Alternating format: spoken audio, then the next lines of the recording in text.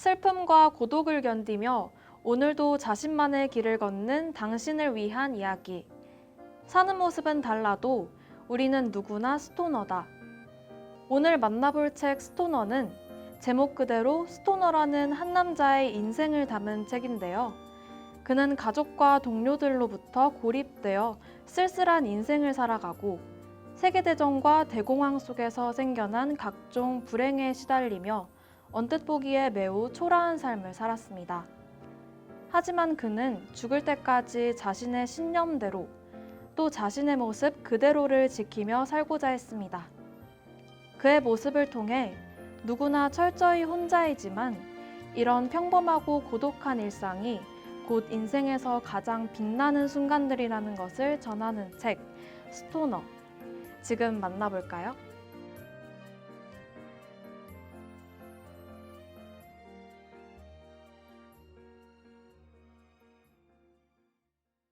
책을 통해 보는 20대의 시선, 책과 함께하는 우리의 경험담.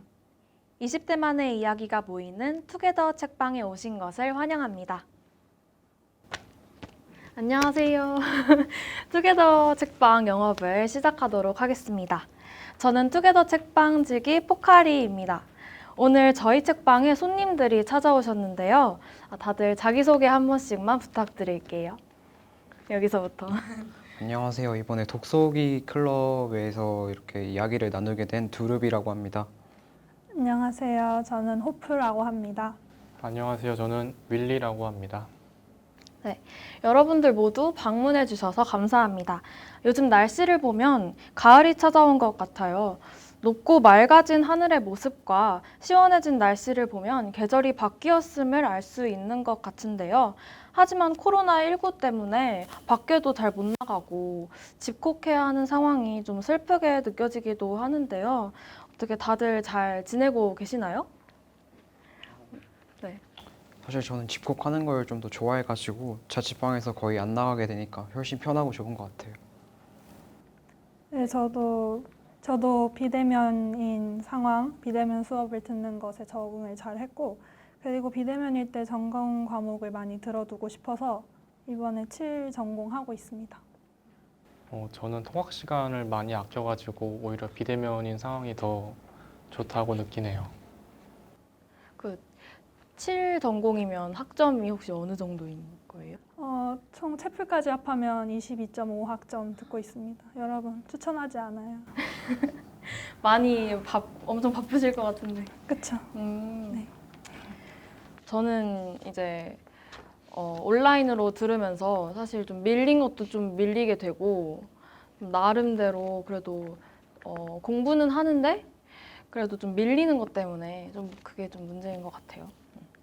혹시 이번 학기에 자기만의 목표가 있다 이런 거 있으신가요? 저 같은 경우에는 집에서 보내는 시간이 많아지면서 집콕 생활을 어떻게 하면 조금 더 행복하게 보낼 수 있을까? 평소에 뭔가 되게 행복해지려고 노력을 많이 하는 사람으로서 그런 거에 대해서 고민을 좀 더 많이 하게 되더라고요. 다들 어떻게 목표가 있으신가요? 저는 이번 학기에 시국이만큼 건강하게 생존하는 게 가장 큰 목표이고, 그리고 끝까지 지치지 않고 학기를 잘 마무리하고 싶습니다. 그럼 건강하게 지내기 위해서 뭐 하고 계신 따로 운동 같은 게 있으신가요? 전혀 없습니다. 그냥 건강하게. 네, 집에 있습니다. 저는 이번이 어쨌든 비대면으로 수업이 진행되다 보니까 네. 절대평가 시스템으로 이루어져서 최대한 그거를 잘 살려서 고학점을 맞는 게 그냥 1차적인 목표고요. 네. 그리고 추가적으로 뭐 주식 관련해서 활동을 하고 있는데 거기서 좀 큰 성공을 거뒀으면 좋겠다라는 바람이 있습니다. 지금 계속 기다리고 계시는 건가요? 그러면? 네. 그럼 윌리님은 따로 갖고 계신 목표가 있으신가요?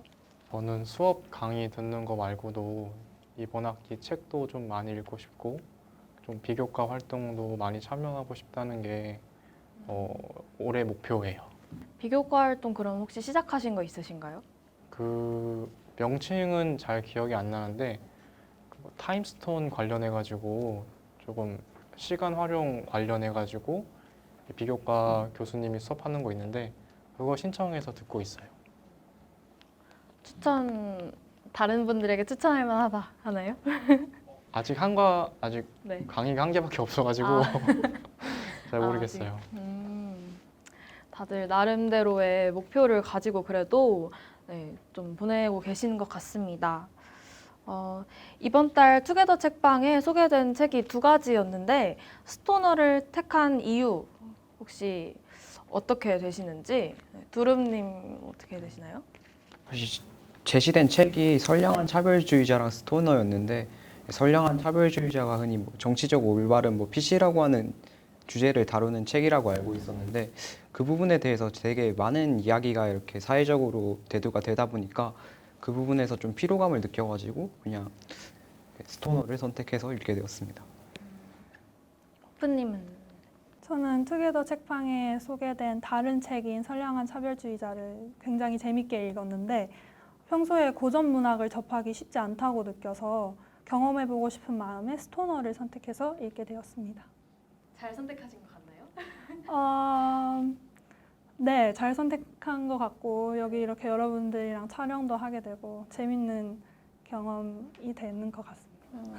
윌리님께서는 저도 평소에 인문학 책을 많이 접해보지 못해가지고 스토너를 선택하기도 했는데 표지가 주는 임팩트가 좀 워낙 강해가지고 스토너를 선택한 것 같습니다.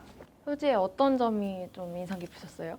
약간 인생 다 산 것 같이 좀 무기력하고 힘없는 표정의 얼굴이었는데 도대체 왜 이런 표정을 짓고 있고 왜 이 얼굴이 책 표지로 쓰였을까라는 게 의문이 들어가지고 선택하게 되었습니다.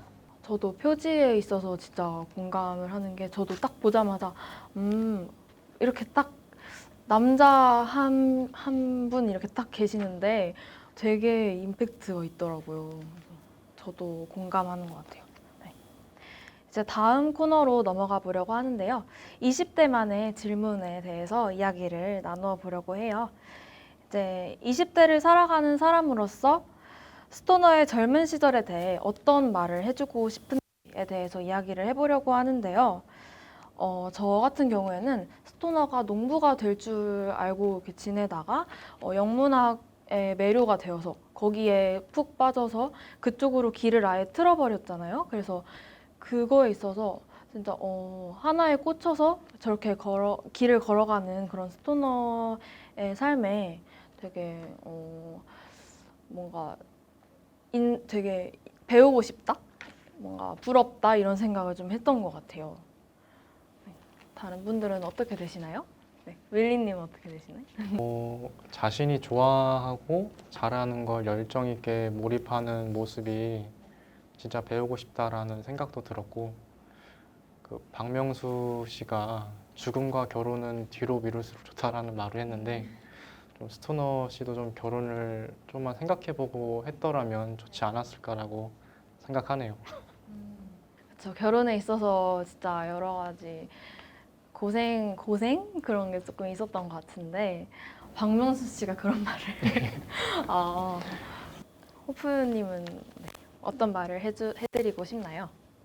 저는 젊은 시절의 스토너는 물레 위에서 다듬어지기를 기다리는 점토라고 표현할 수 있을 것 같아요. 스토너는 본인이 먼지 풀풀 풍기는 거친 흙바닥이라고 생각했겠지만 제가 보기에는 새롭게 만나는 사람들의 손길마다 금세 모양이 변하는 물렁물렁한 점토에 가까웠다고 생각해요.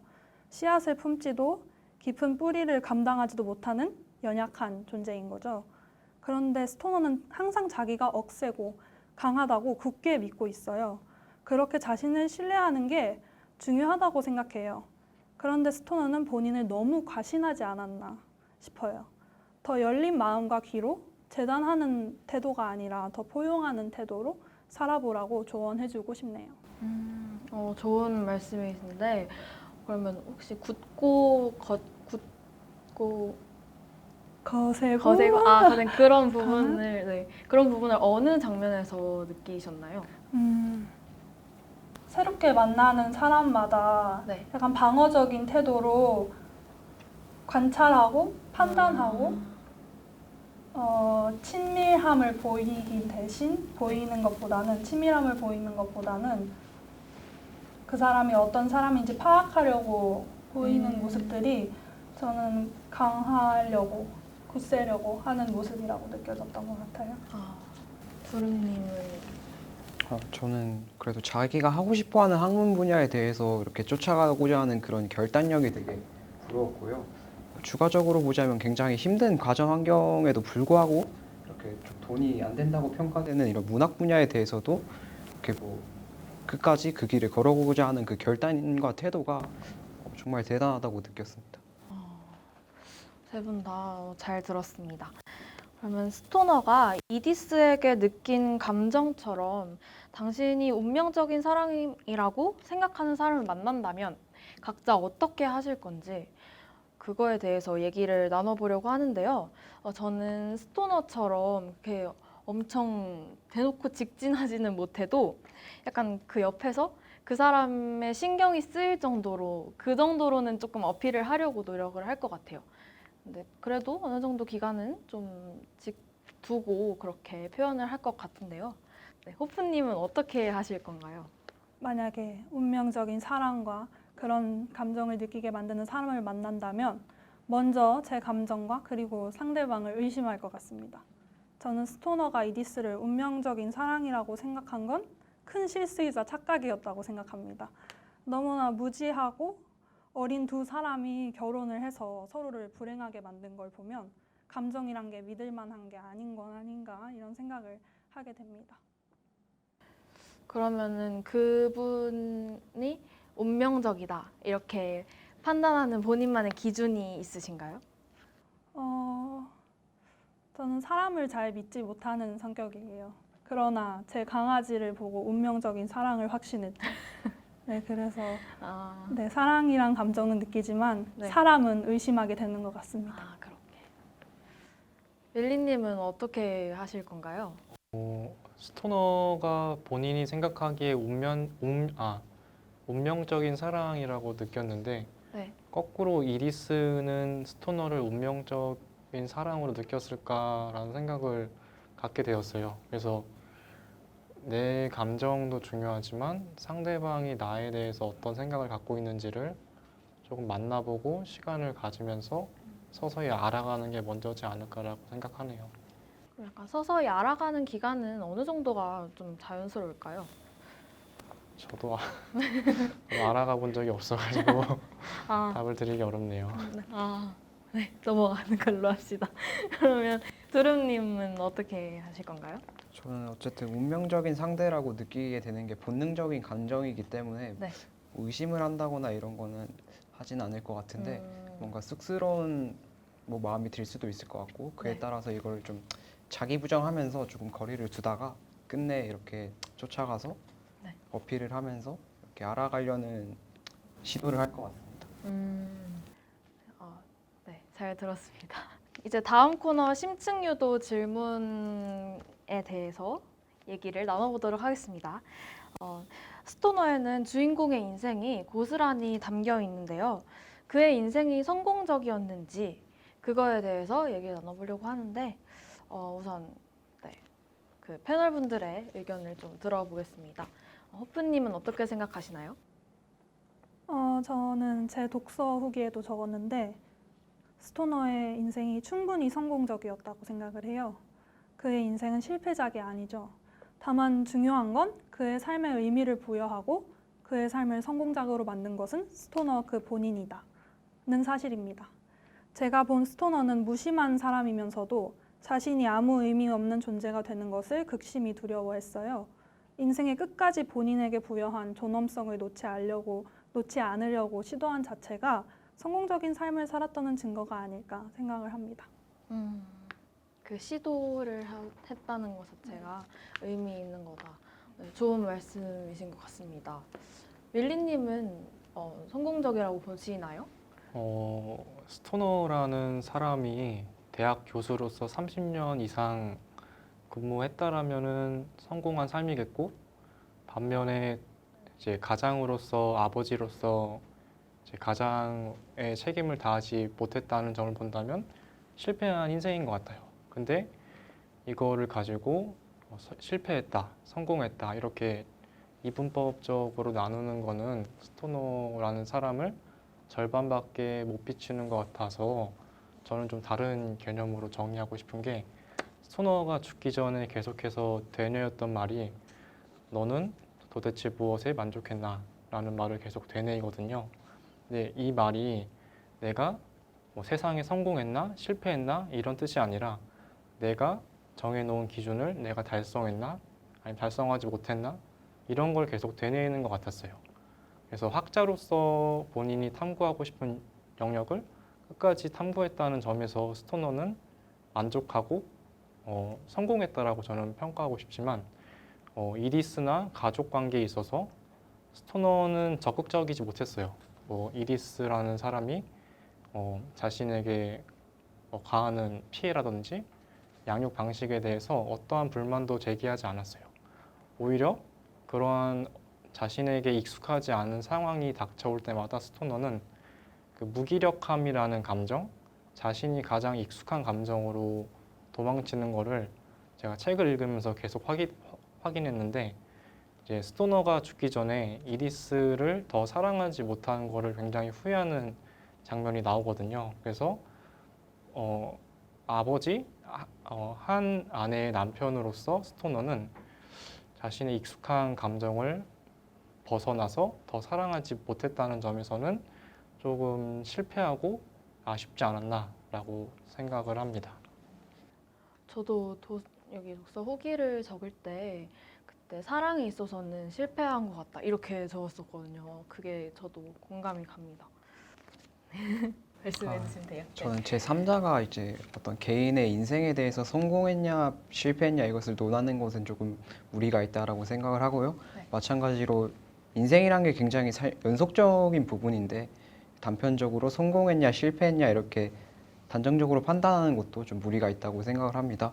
그래서 조금 보편적인 기준에 맞춰서 생각을 해본다면 가난한 힘든 환경 속에서도 이렇게 어쨌든 대학을 무사히 졸업을 하고 교수라는 이런 직업과 학문적 성취를 거뒀다는 점에 있어서 저는 어느 정도 보편적인 기준으로 한다면 성공한 것이 아닌가 이렇게 생각을 합니다.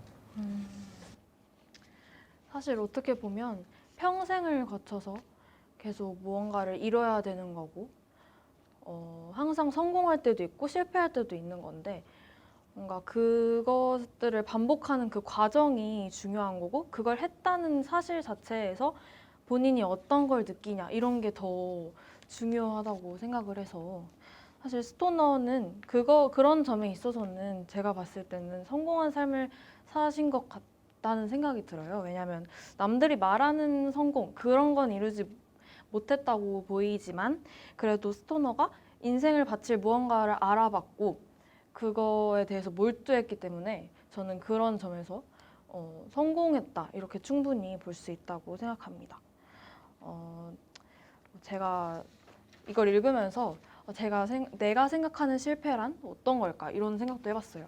네, 제가 생각하는 실패란 남들이 그렇게 세워놓은 기준에 따라 결정되는 게 아니라 온전히 나의 스토리가 어떤지 그리고 그게 얼마나 아름다웠는지 그거에 달려있다고 생각합니다. 그 다음 질문인데요. 앞으로 직업을 선택하게 될 때 흥미가 있지만 실력이 떨어지는 일을 선택할지 아니면 반대로 흥미는 없지만 실력이 뛰어난 일을 선택할지 그거에 대해서 얘기를 해보려고 해요. 저는 흥미가 없지만 실력이 뛰어난 일 이거를 선택을 했는데요. 저와 같은 생각을 하신 분 있으신가요? 네. 그럼 한 분씩 말씀해 볼까요? 저부터 네. 네. 저는 그러니까 흥미는 없지만 실력이 뛰어난 일을 할 것이다라고 생각을 하게 된 이유가 어쨌든 고등학생 때는 이과였는데 대학교를 이제 자율전공으로 진학을 했고 지금은 정치외교학부에 지금 소속 중인데 그러니까 이과에서 문과로 전향을 하게 된 케이스예요.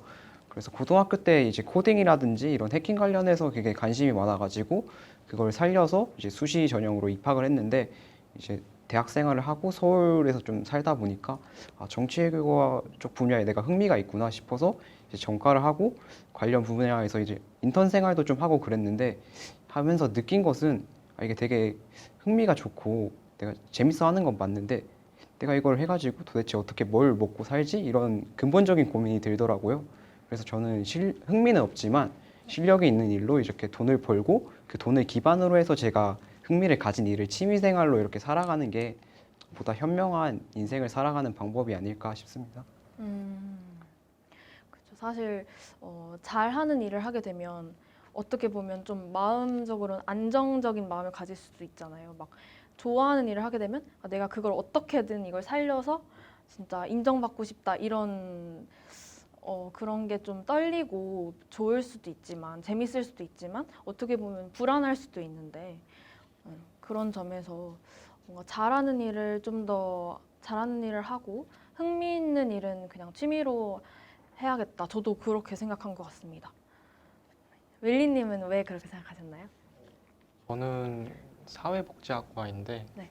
이제 사회복지사로 일을 하게 되면은 사람들 만나고 네. 이제 상담하고 그런 업무를 자주 하게 될 텐데 여기서 중요한 거는 내가 얼마나 재밌어 하는지가 아니라 네. 상대방을 얼마나 많이 도울 수 있고 어떤 방법으로 개입할 수 있는지가 더 중요해가지고 흥미보다는 내가 잘하는 일을 하고 싶습니다. 4명 중에 딱 한 분 다른 생각을 가지고 계시는데 혹시 이유가 어떻게 되시나요? 저는 무조건 흥미가 있지만 실력이 떨어지는 일을 선택할 것 같은데 네. 스토너도 그런 선택을 했죠. 흥미가 있는 일을 선택을 했죠. 저는 사실 스토너를 선택의 본보기로 삼고 싶지는 않지만 스토너도 아마 농사를 참 잘했을 거예요. 농사를 하면서 자라왔고 어릴 적부터 질리도록 했을 테니까요. 그런데 대학에 가고 영문학을 만나면서 인간이 되어가는 과정을 겪었다고 생각해요. 좋아하는 일을 하면서 이뤄내는 업적은 그 무엇보다 행복하고 그 무엇보다 자유롭지 않을까 생각합니다. 네, 잘 들었습니다. 뭔가 자유롭고 행복한 그 마음 살아가는데 기준은 다 자기가 딱 갖고 있는 거니까요. 그렇죠. 그 다음 심층 질문으로 스토너처럼 당신의 인생이 담긴 책이 출판된다면 어떤 평론을 스스로 하고 싶은지에 대해서 얘기를 해보려고 해요.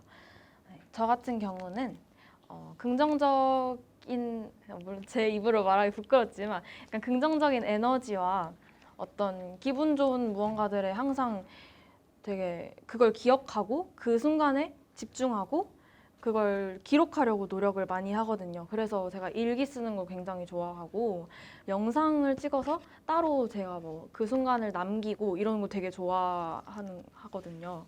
그래서 그런 거에 집중하려고 노력했던 행복하려고 노력했던 사람이다 이런 거를 좀 어필을 하고 싶고 또 제가 일기장에 쓴 한 문장을 또 그 책에서 좀 하이라이트로 꼽고 싶은데요. 읽어보자면 하루에 일어난 일을 팔레트로 비유하자면 그 아침에는 새 팔레트를 받고 설레어 하고 점심에는 그 팔레트를 채워가면서 행복해했고 그리고 저녁에는 그 팔레트를 관찰하면서 뿌듯해했다. 이렇게 제가 일기에 써놓은 게 있거든요. 그런 거를 좀 책에서 꼭 하이라이트로 담아줬으면 하는 그런 생각을 가지고 있습니다. 다른 분들 어떻게 되시나요?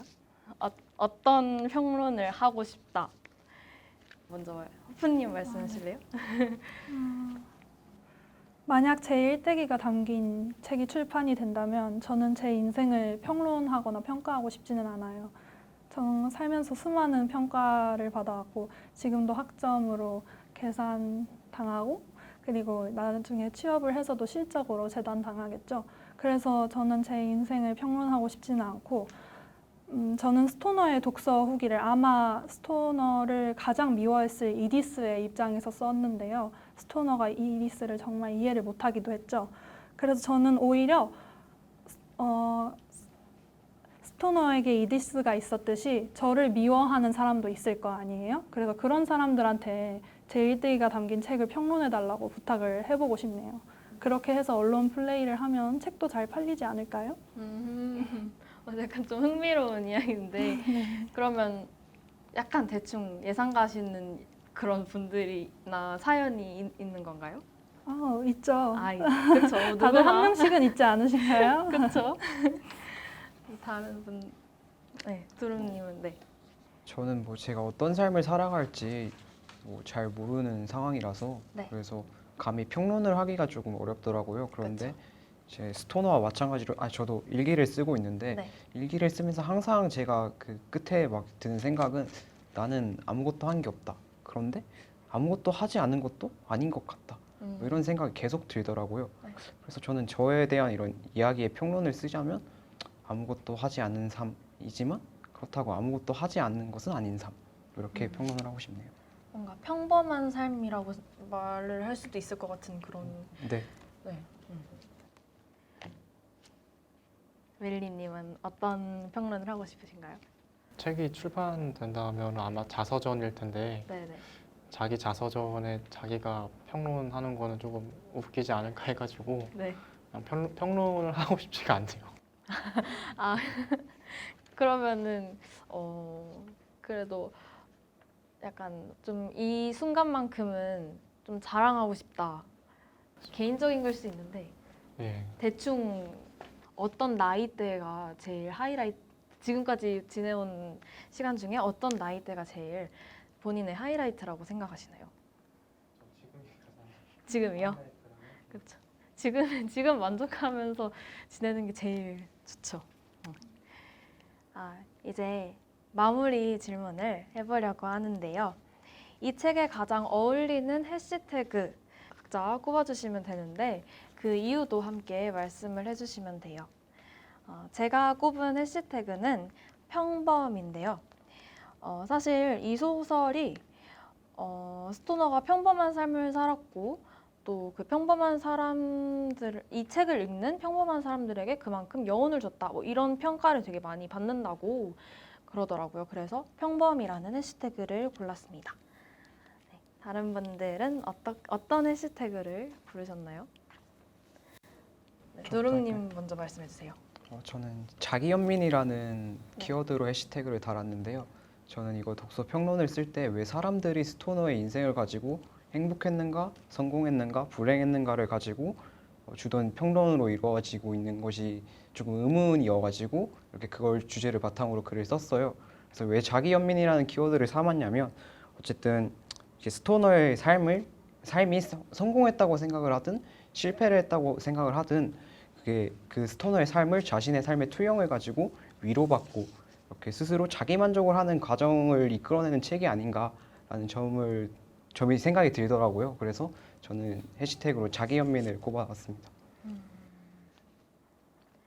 호프님은 어떤 해시태그 부르셨나요? 네, 저는 해시태그 죽으니까 사랑하지 이렇게 골랐는데요. 책 중간에 나오는 그대 이것을 알아차리면 그대의 사랑이 더욱 강해져 머지않아 떠나야 하는 것을 잘 사랑하리 라는 셰익스피어 소네트의 구절이 있습니다. 이게 크게 와닿았어요. 모든 생명에는 죽음이 있죠. 나의 생명에도 죽음이 있고요. 나도 머지않아 떠나는 존재라면 나를 잘 사랑해야겠다 이런 생각이 들더라고요.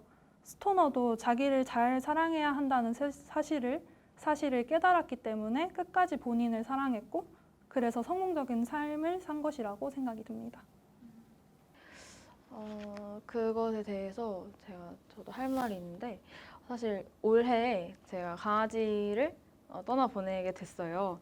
근데 뭔가 강아지가 수명이 이제 10년 살면 많이 산 거다 이렇게 얘기를 하는데 항상 그걸 생각하면서 강아지한테 최선을 다하려고 노력을 했었거든요.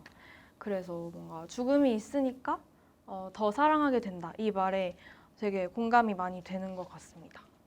네. 윌리님은 어떤 해시태그를 고르셨나요? 저는 좀 은은한 향기? 그런 말을 하고 싶은 게 스토너가 뭐 이리저리 로맥스 교수와도 싸우기도 했고 농부로서 이제 자신이 익숙하지 않았던 영문학 강의를 수강하고 영문학 교수로서 일하고 있는 모습이 내가 익숙하지 않은 삶이지만 포기하지 않고 계속해 나가는 열정이 좀 은은한 향기 같다라는 느낌이 들어가지고 그런 해시태그를 사용했습니다. 세 분 말씀 잘 들었습니다. 이제 마무리할 시간이 좀 된 것 같은데요. 네, 오늘 수고하셨습니다. 수고하셨습니다. 수고하셨어요. 고맙습니다. 이것으로 투게더 책방 세 번째 영업을 종료하겠습니다. 오늘의 이야기가 마음에 드셨다면 저희 책방의 단골이 되어주세요. 좋은 책이 입고되면 다시 오픈하도록 하겠습니다.